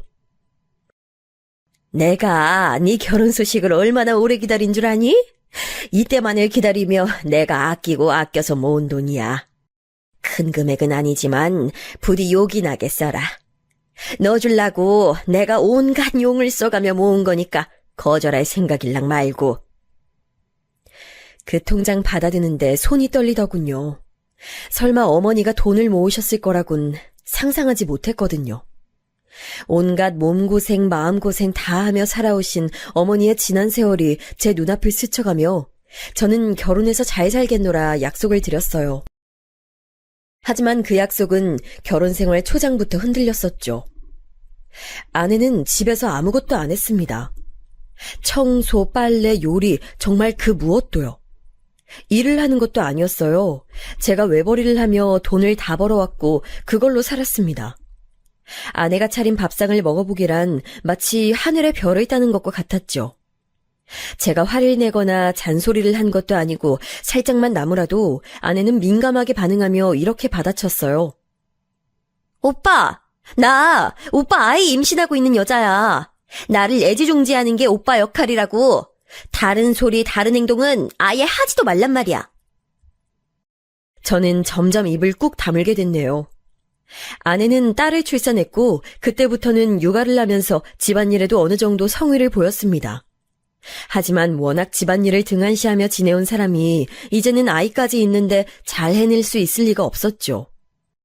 이때 어머니께서 많이 도움을 주셨어요. 딸아이도 돌봐주셨고 온갖 부엌 살림도 다 해주셨었죠. 거의 1년을 그랬을 거예요. 어머님, 이제부턴 안 오셔도 돼요. 아시겠지만 저희 친정엄마가 가까운 동네로 이사 오시게 돼서요. 아내는 쌀쌀맞게 저희 어머니한테 축객령을 놓았었죠. 저는 그걸 알고 조금 화가 났었지만 어머니가 저를 만류하셨어요. 무조건 아내 편 들고 맞춰주면서 화목하게 잘 지내라 하셨죠. 저는 어머니의 말씀을 따랐고 아내의 뜻을 거스르지 않는 남편으로 살았네요. 불평불만이 있어도 속으로만 삭혔으며 늘 처자식을 위해 희생하는 가장으로 그렇게 지냈습니다. 집안의 폭군이었던 돌아가신 아버지가 끔찍한 악몽과도 같은 존재였기에 저만은 그 모습을 답습하지 않겠다는 강박이 심하기도 했고요. 착하고 좋은 남편이자 아빠가 되어야 한다는 신념에 사로잡혀 있었어요. 저는 처가의 기본 도리를 다 하였다고 자부하는데 반면 아내는 자기 시댁의 기본적인 도리조차 하지 않으려고 들었어요. 시간이 갈수록 더 그렇게 됐네요. 형수님께서는 가족 간의 교류를 싫어하는 분이셨는데 아내는 자기가 그 모습을 본받는 것뿐이라며 주장했죠. 한숨 나올 일이 가득한 결혼 생활이었으나 어찌어찌 하다 보니 시간이라는 건 잘만 흘러갔네요. 그리고 몇 년 후 어머니가 가뜩이나 건강이 안 좋으셨던 시기에 작은 접촉사고를 당하셨어요. 그래서 상위 끝에 간병인을 들였고요. 그렇게 간병인의 돌봄을 받으면서 잘 지내시는 줄로 알았는데 하필이면 그 간병인이 정말 문제가 많은 사람이었습니다. 아픈 사람에게 함부로 행동하고 도벽까지 있는 사람이었더군요. 그것도 모르고 어머니를 몇 달씩이나 그런 작자에게 맡겼다니 어쩐지 어머니의 건강에 차도가 없는 게 이상하다 싶었어요. 어머니가 집에 화장실에서 넘어지시는 바람에 골절을 당했다는 것, 그것을 계기로 뭔가 낌새가 수상한 것 같아서 상황을 캐다 보니까 모든 것이 드러났습니다. 전말을 알게 되자 충격이었죠. 자식들한테 걱정 안 끼치려고 인내해 오신 어머니께 죄송했습니다. 어머니는 거동 자체가 불편하신 상황이었어요. 그리고 여동생은 처남의 직장 문제로 해외 출국을 앞두고 있었죠. 아예 1년 정도 해외에서 사는 계획이었습니다. 그래서 저는 간병인 문제까지 터진 마당에 제가 어머니를 모시고 싶다는 생각이 간절해졌어요. 그렇게 하는 것이 어머니를 위한 최선이라는 것을 알았으니까요. 또한 어머니에게 제가 큰 힘이 되어드리고 싶었어요. 어머니, 저희 집에 들어와서 사는 것으로 하셨으면 좋겠어요. 제가 전부터 생각은 그렇게 계속해왔는데 이렇게 된 김에 결단을 내릴까 합니다. 저희 집으로 와서 지내주세요. 나를 데리고 살겠다고? 아유, 그게 어디 네 생각만으로 가능한 일이겠니? 너 혼자 사는 것도 아니고 네 처는 어떻게 생각하는지 물어봤고? 사실 아직 상의는 안 해봤어요. 하지만 몇 번 어머니를 우리가 모시고 살면 어떨 것 같으냐고 떠보는 식으로 물어본 적은 있었거든요. 딱히 크게 반대한다는 것 같진 않았어요.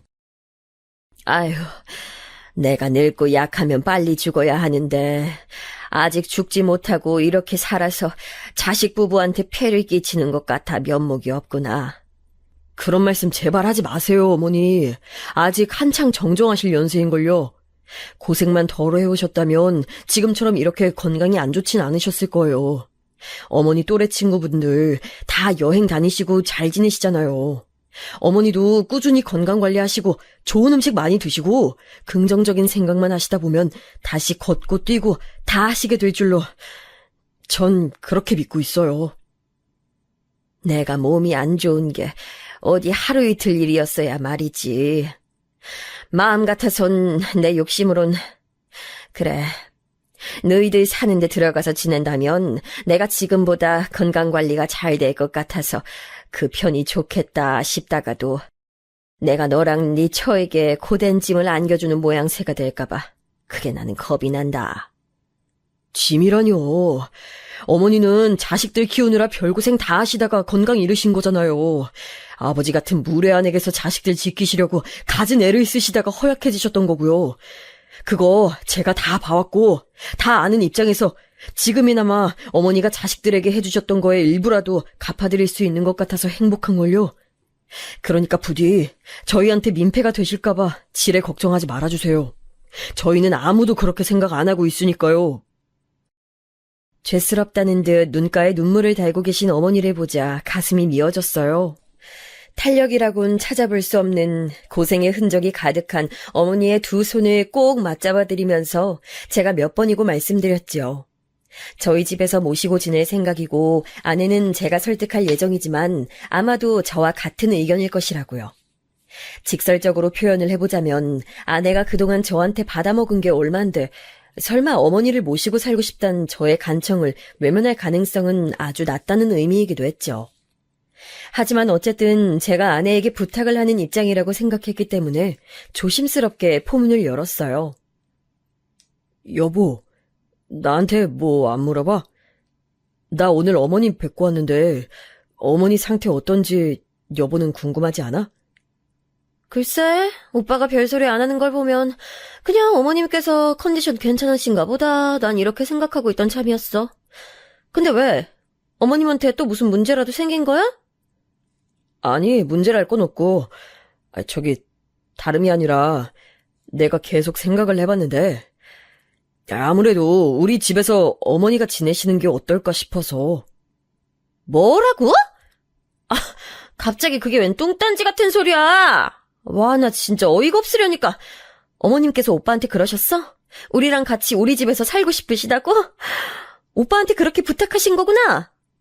그런 거 아니야. 내가 먼저 어머니 모시고 싶어서 오히려 부탁드리고 왔어. 우리 집에 오셔서 지내달라고. 내가 그렇게 말씀드리고 온 참이야. 어머니가 먼저 같이 살고 싶다고 하신 적 없어. 그런 말씀 안 하셨다면 다행이네. 잘 됐네. 아이, 굳이 우리가 왜 어머님을 모셔야 돼. 어머님께서 굳이 같이 살아달라고 하지도 않으셨는데. 그리고 오빠 왜 나한테 한마디 상의도 없이 혼자 멋대로 어머님께 모시고 살겠다고 한 거야? 지금 내가 오빠는 우스워? 나 무시하는 거야? 무시라니. 아니, 지금 어머니 상황이, 그리고 몸 상태가 암만 해도 우리가 모시고 사는 편이 가장 최선이니까 그런 거잖아. 아니야. 오빠는 나를 완전히 무시한 거야. 나한테 말 안 하고 어머님께 그런 말씀 드렸다는 것 자체가 오빤 나라는 존재를 깔본 셈이라고. 어머님 모셔다 놓으면 그 다음엔 어떡할 건데? 그거 나한테 모시란 얘기잖아, 결국엔. 그런데도 나한테 먼저 상의를 안 했다고? 오빠 정말 이기적이고 제멋대로다. 남자들은 대체 왜 이래? 아니, 결혼하고 나면 왜 세상에서 둘도 없는 효자가 되고 싶어해? 그걸 왜 결혼해서 이루려고 하냐고? 그것도 자기 손으로 셀프 효도하면 되는데 꼭 와이프한테 시키더라? 손이 없니? 발이 없니? 저는 차분하게 대화를 시작하고자 했었는데 아내가 즉각 감정적으로 나오는 바람에 금세 분위기가 과열됐었네요. 잠에 들었던 딸아이가 저희 소리에 깨버렸고 대화는 그대로 중단됐었죠. 옛날에 진작 끊었던 담배 생각이 간절해지면서 그날 베란다에 나가서 한참 밤하늘을 올려다보며 한숨만 푹푹 내쉬었습니다. 휘영청 밝은 보름달을 보니까 사람이 살아간다는 게 무엇인지 이런 원초적인 고민도 들었고요. 이 상황을 어떻게 타파해야 할지 막막하기만 했죠. 제가 원하는 것은 어머니를 모시고 사는 일이었고 아무리 머리를 굴리며 이것저것 다 따져보아도 아내한테 그렇게 요구하는 것이 그렇게까지 불합리한 일은 아니라는 결론이 나오더라고요. 결혼하고 나서 제가 아내한테 해준 게 얼마였고 배려하며 참아주었던 게 얼마였는데 설마 이대로 아내가 끝내 저희 어머니를 모시자는 제 부탁을 외면할 것 같진 않았어요. 여보, 곰곰이 잘 생각해보고 우리 내일 저녁에 다시 얘기하도록 하자. 제가 조심스레 아내를 다독이며 그렇게 말해줬었죠. 그러자 아내는 조금 코웃음을 쳤던 것 같아요. 그러든지 말든지 나는 잘 생각해보고 자시고 할 것도 없으니까. 그리고 다음 날 밤에 아내랑 다용도실에 들어가서 다시 대화를 나눠봤어요. 원래는 부엌의 식탁에서 마주보고 앉아서 얘기를 시작했었는데 금세 아내가 나를 세우며 목소리를 높였고 딸아이가 잠에서 깰까봐 부엌 옆에 다용도실로 장소를 옮기게 됐던 거예요. 좁은 장소에서 서로 마주보고 얘기를 하니까 표정이며 그 사람의 기분이 더 잘 느껴지더군요. 아내가 이 상황에 무척 불만이 많다는 것을 그제야 제대로 알 수 있었어요. 설마 여보가 이렇게까지 싫어할 것이라고는 생각하지 못했어. 내 실책이야. 그런데 여보, 어머니가 돌아가실 때까지 우리가 계속 모시자는 것도 아니잖아. 일단 지금 상황이 좀 그러니까 우선은 우리 집으로 오시게 하자는데 취지가 있는 거지.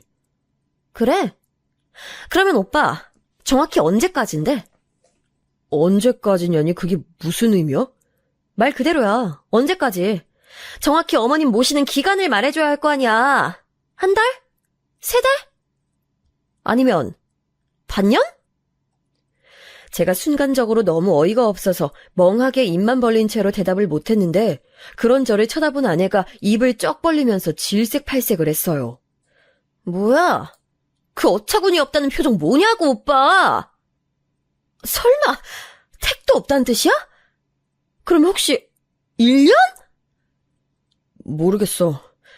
지금 단계에서 기간을 미리 정하기가 어디 쉬워? 그래도 내 생각에는 최소한 1년 정도는 모시고 있어야 되지 않겠나 싶은데.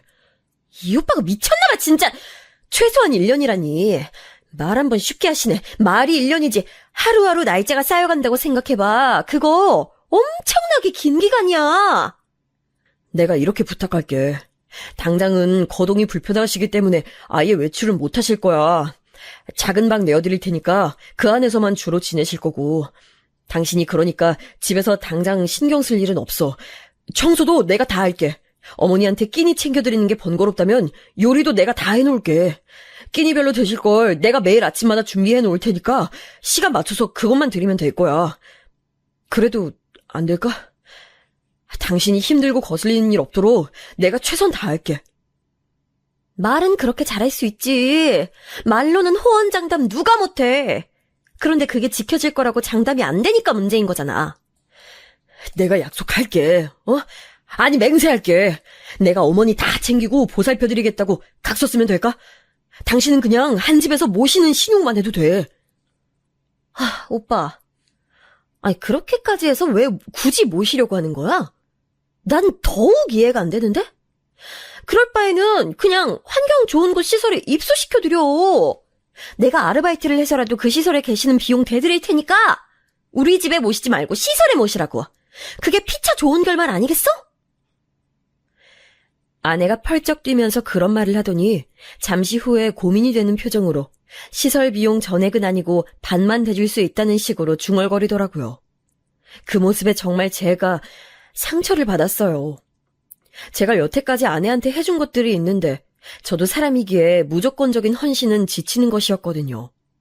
그런데 어머니를 모시고 싶다는 제 간절한 마음이 외면당하자 그간 제가 아내를 위해 참고 헌신해온 모든 과거마저 처절하게 짓밟히고 부정당하는 것만 같은 기분이 들었어요. 되게 비참하더라고요. 사람이 초라해졌어요. 우리 어머니, 너한텐 그저 시어머니일 뿐이겠지? 하지만 나한텐 날 낳아주신, 고생 많이 하신 내 어머니야. 당신 남편의 어머니라고. 가족인데 너무 매몰차게 나오는 거 아니냐? 여보, 난 당신한테 나랑 우리 어머니가 정말 별거 아닌 존재인 것 같아서 마음이 너무 안 좋다. 그러는 오빠야말로 지금 너무 초점을 이상한 데 맞추고 있는 거 아니야? 오빠, 지금 오빠가 어머님의 자식이라는 것만 생각할 때가 아니야. 우리 딸을 생각해야지. 우리 자식. 우리 딸 교육이 안 좋다고. 어머님께서 우리 집에 와 계시면 아이 정서 발달에 악영향을 끼칠 거야. 내가 알아. 장담해. 아내의 말이 너무 충격적이었습니다. 갑자기 어린 딸아이는 왜 들먹인답니까? 어머니를 집에 모시는 것과 딸아이 교육이 왜 동일선상에 놓이는 건지 저는 이해할 수가 없었어요. 저는 되도록 차분하게 좋게만 이야기를 하고 싶었는데 아내가 자꾸 딸아이를 방패 삼으며 어머니를 모실 수 없다고 거듭 말을 하자 저도 조금은 욱하는 심정이 되어버리고 말았습니다. 여보, 자꾸 헛소리 늘어놓지 마. 지금 그건 핑계 아니야? 솔직히 이렇게까지 양보 안 하고 조금도 타협하려 들지 않고 무조건 안 된다고만 하는 이유를 나야말로 모르겠어. 그냥 무조건 싫다는 거 아니야? 그래. 솔직히 말할게. 난 무조건 싫어. 오빠가 뭘 어떻게 잘하겠다고 장담을 하더라도 싫어. 이건 돈하고도 별개의 문제야. 어머니가 당신한테 잘못이나 큰 실수하신 거라도 있었어? 내가 아는 한 없는데. 아니, 그럴 만한 접점마저도 없었잖아. 당신은 고부관계라는 말 자체가 싫다고 했었으니까 되도록 어머니랑 엮이는 것조차 꺼려 있었잖아. 그런데 대체 왜 이러는 거야? 오빠, 지금 정답을 말했네. 그냥 엮이는 게 싫어. 내 집, 내 공간에 어머님이 계속 사실 거라는 게 마음에 안 든다고. 노인 냄새 풍기는 것 자체가 싫은데 어떻게 타협이라는 걸 할 수가 있겠어? 그냥 생각만 해도 더럽고 비위가 상해. 지금 말 다 했어? 더러워? 비위가 상해? 우리 어머니 지금 잠시 거동이 불편하신 것뿐이지 정신 멀쩡하셔. 누구보다도 정신 또렷하신 분이야. 깨끗하게 몸 단장하는 거 누구보다도 신경 쓰는 분이라고. 그런데 어떻게 그런 말을 할 수가 있어. 그리고 내 집이니 내 공간이니 그런 말은 왜 해? 이 집 명의가 당신 것도 아닌데. 뭐라고 오빠? 어떻게 나한테 그런 상처 주는 말을 할 수가 있어? 지금 그래서 나보고 오빠 집에서 얹혀 사는 사람이라는 거야? 뭐야? 이게 다 어머님 때문이야. 어머님 얘기만 안 나왔어도 지금 우리가 이렇게 싸울 일도 없었어. 난 무조건 어머님 모시는 거 싫으니까 오빠가 알아서 해. 어머님께서 기어이 오시겠다면 내가 우리 딸하고 이 집 나갈 거니까 그렇게 알고 어디 알아서 해보라고. 제가 살면서 울어본 적이 몇 번 없었어요. 어렸을 때 워낙 성격이 유약한 편이었는데 폭군 아버지 밑에서 사시나무 떨듯 공포에 몸을 떨어가며 지내다 보니까 웬만한 일에는 눈물샘이 작동을 안 하는 사람으로 성장해버렸거든요. 아버지 돌아가셨을 때도 그러고 보니까 저는 안 울었었네요. 남겨진 빚 때문에 울고 싶은 심정이었으나 그냥 담배만 태우면서 그 고통을 달랬었죠. 그런데 그랬던 제가 아내의 그 가시돋친 말을 듣고서 눈시울이 뜨거워졌어요. 저한테 엄청난 적의를 담은 눈빛으로 악을 쓰며 발광을 해대면서 저희 어머니를 절대 모실 수 없다고 난리를 치는데 너무 속이 답답해서 눈물이 맺혔어요. 아내는 마치 이혼이라도 불사할 각오를 다진 것처럼 결사반대의 뜻을 굽히지 않았고 결국 저는 고개를 푹 숙여야 했습니다. 정말 죽어도 안 되겠냐고 물어봤더니 아내가 죽는다 해도 안 된다고 하는 대답 듣고는 아내와 사는 집에 어머니를 모실 수 없다는 걸 인정할 수밖에 없었네요. 어머니께 죄송한 말씀을 전해야 했을 때 진짜 이루 말로 표현할 수 없는 갑갑함으로 속이 타들어가는 것만 같았어요. 어머니를 뵈러 갔더니 생각지도 못하게 여동생이 같이 있더라고요. 다행이라고 해야 할지 큰일이라고 해야 할지 모르겠어서 그냥 머뭇거리고 있는데 어머니께서 눈치를 채셨어요. 보아하니 뭔가 잘 안 풀린 모양이구나. 어머니의 조용한 말씀에는 상황이 어떻게 흘러갔는지 다 꿰뚫어 보셨다는 게 담겨져 있는 것만 같았어요. 어머니의 차분한 눈빛이 그렇게 말을 해오더라고요. 제가 아내의 강한 반대에 부딪혔다는 걸 다 알고 있다고요. 그 눈빛 앞에서 제가 어떻게 입을 열어야 할지 고민하고 있을 때 여동생이 먼저 말을 꺼냈어요. 오빠, 이것만 말해줘. 혹시 새언니 때문이야? 아니야. 그렇다기보단 내가 못나서, 내가 부족해서 이런저런 상황이 안 따라주네. 됐어. 우리 엄마 내가 모실 거야. 오빠는 신경 쓰지 마. 여동생의 발언에 저는 물론 어머니도 깜짝 놀라셨어요. 이제 정신없이 출국 준비를 해야 하는 애가 무슨 소리를 하나 싶었네요. 하지만 여동생은 흔들림 없는 표정으로 저랑 어머니를 번갈아 보며 말했죠. 외국 나가서 사는 거? 그냥 나 안 할래. 나 안 나가도 돼. 그렇게 해서 이혼이라도 하게 되면 그냥 이혼하는 거지. 그 정도의 인연이었다면 나도 미련 없어. 부부가 따로 떨어져 사는 거? 그게 뭐 어때서? 난 우리 엄마 모시고 사는 게 더 중요해. 난 우선순위를 그렇게 정했을 뿐이야. 여동생은 아주 의연하게 말을 뱉고 있었지만 목소리가 어떤 이유에선진 몰라도 조금 떨리고 있었어요. 저는 그런 동생에게 차마 만류의 말을 해줄 수 없는 제 자신이 초라하게 느껴졌습니다. 당연히 엄마는 결사 반대하셨죠. 우리 딸, 내가 미쳤다고 네 발목을 잡아야겠니? 난 아무렇게나 아무 곳에서나 살아도 돼. 도대체 나 데리고 사는 게 뭐 그렇게 중요한 문제라고 내 자식들이 머리를 싸매야 하는지 모르겠네. 정말로 날 위한다면, 너희들이 나한테 효도를 하고 싶다면 적당히 좋은 요양원이나 알아봐 주련? 아유, 이대로는 내가 마음 불편해서 내 자식하고 못 살아. 내가 이 비로한 몸뚱이를 가지고 진작에 죽었어야 했는데, 죽어 없어졌어야 했는데, 이날 이때까지 살아있는 바람에 내 자식들을 힘들게 만들었구나, 내가. 어머니께서는 가슴을 치며 자책하셨어요. 그러시는 걸 말리고 달래느라 저와 여동생이 그날 진땀 뺐었죠. 저는 아내에게 어머니를 모시고 살자는 소리는 이제 안 할 테니까 어머니를 찾아뵙는 거라도 잘 해달라고 했습니다. 그러나 저는 이것마저도 아내에게 거절당했네요. 자기가 그래야 할 이유가 없다고 하더라고요. 저기 여보, 어머니를 겨냥해서 노인 냄새라느니 더럽고 비위 상한다느니 했던 말, 당신이 실언했던 것에 대해서라도 난 사과받고 싶어. 그때 당신 너무 흥분한 상태였잖아. 그때 막말했던 거 정식으로 사과해줘. 그러면 나도 기억에서 있도록 노력해볼게. 뭐?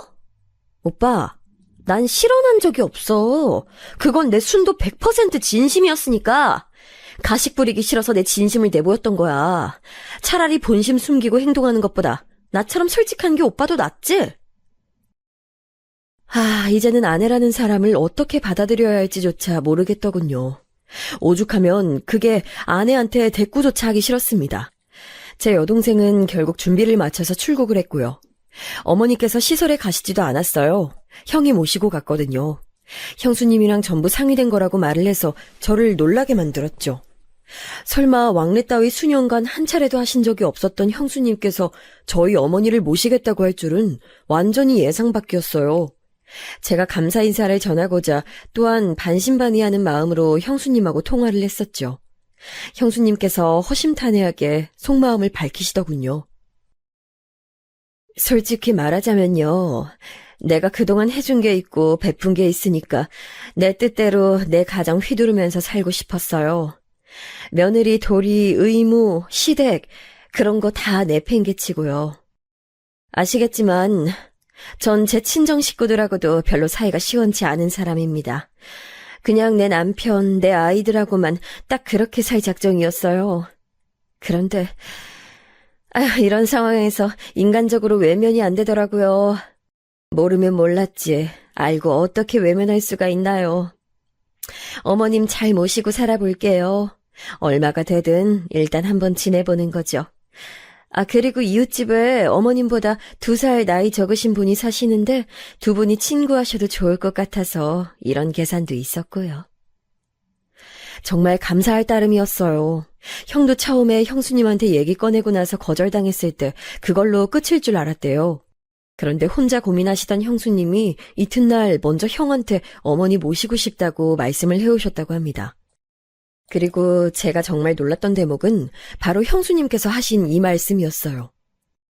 교류를 너무 안 하고 살아서 가족이라 부르기 어색하고 애매한 관계인 건 나도 알아요. 그런데 어머님은 내 남편의 어머니시잖아요.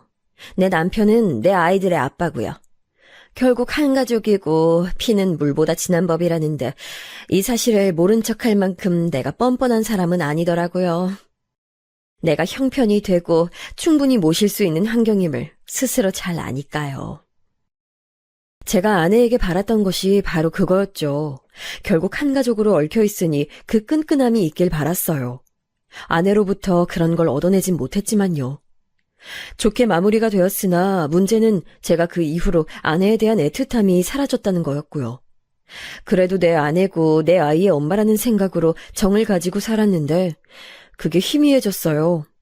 앞으로 어떻게 부부라는 이름으로 남은 생을 살아갈지 막막할 정도였네요. 그런데 정말 놀라운 일이 벌어졌습니다. 인생은 예측 불허라는 것을 제대로 실감한 일이 생겼는데 장모님께서 갑작스럽게 쓰러지신 것이었어요. 처형께서는 멀리 사시는 데다가 그 댁에 시누이도 같이 살고 있었거든요. 도저히 장모님을 모실 여력이 안 됐나 봐요. 게다가 처형 사시는 집을 그 시댁에서 마련해 주신 것이었다고 하니 아무래도 더 그랬겠죠. 우리 엄마 태어나고 나면 오빠, 우리가 모시자, 어? 모시자니? 장모님을 모시자는 거야? 지금 이 집에서? 그럼 내가 다른 얘기를 하는 거겠어? 알아들었으면서 왜 묻고 그래? 우리 엄마 태어나시는 대로 곧장 모셔오고 싶어. 그렇게 하면 안 될까? 저는 아내의 말을 듣고 실소가 흘러나왔습니다. 고작 4달 전이었어요. 저희 부부가 제 어머니 모시는 일로 설전을 벌였던 게. 그런데 저한테 장모님을 모시자고 한다고요? 이건 말이 안 되는 상황이었죠.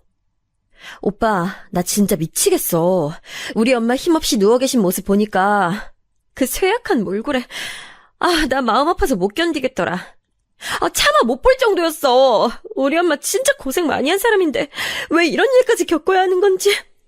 세상이 정말 불공평하다. 우리 엄마 내가 보살펴드리고 싶어. 오빠. 우리가 엄마 태어나시는 대로 모셔오자. 엄마 태어나시고 혼자 지내실 수 없단 말이야. 아내가 엉엉 울면서 저에게 호소를 했어요. 그런데 제 가슴속에서는 조금도 측은지심이 들지 않았습니다. 제 아내의 모친께서 편찮으시다는데도 제 안에서 흔들림이 없다는 것은 모든 감정이 죽다 못해서 가루도 안 남기고 증발해버렸다는 뜻이었어요. 그제서야 저는 제가 이 결혼 생활을 더 이어나갈 수 없다는 걸 깨달았죠. 그렇게 되고 나서야 저는 속 시원히 말을 뱉을 수 있었어요. 여보, 양심이라는 게 있어? 장모님을 모시자고? 난 반대야. 여기 내 집이야. 당신이 기여한 게 있기라도 해? 오빠, 지금 무슨 말을 그렇게 하는 거야? 난 여태까지 집안일하고 애 낳고 키웠잖아.